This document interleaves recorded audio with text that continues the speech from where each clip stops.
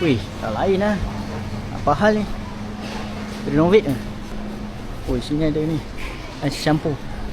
Hari ni kita cari ayam gepuk RM8. Agak, Assalamualaikum. Salam. Saya nak order. Boleh, nak order apa? Apa yang ada? Breakfast ada lagi? Breakfast ada lagi. Ada lagi? Ada. Ayam gepuk ada? Ayam gepuk ada. Ayam gepuk Ayam gepuk, ayam gepuk. Ayam gepuk RM8 sini eh? Bersama air RM10. Oh, bersama air RM10. Air apa? Ya.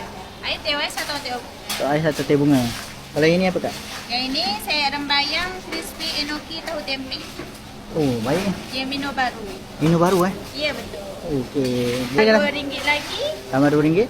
dapat air. Dapat air juga? Ya. Okey. Bolehlah satu. Satu ya. Nak Okey. satu? Makan ke bungkus? Makan. Makan nasi biasa ke nasi tumis? Nasi biasa ke nasi tumis?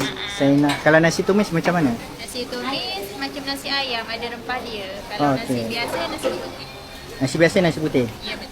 Okey, saya nak nasi tumis lah. Nasi tumis okey. Air teh ais putih obu. Air tambah RM2 kan? Ya betul. Air saya nak teh bunga. Teh obu. Kurang manis. Kurang manis. Okey. Mushroom, Ada eh? enoki mushroom Dengan tahu tempe. tempe. Masya-Allah.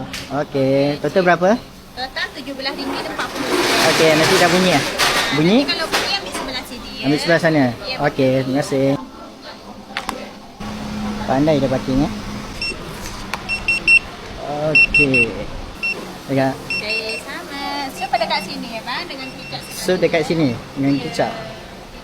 Yang ni ke? Yang besar bang. Oh, yang ni. Ha. Okey, terima kasih. Kopi ke bang?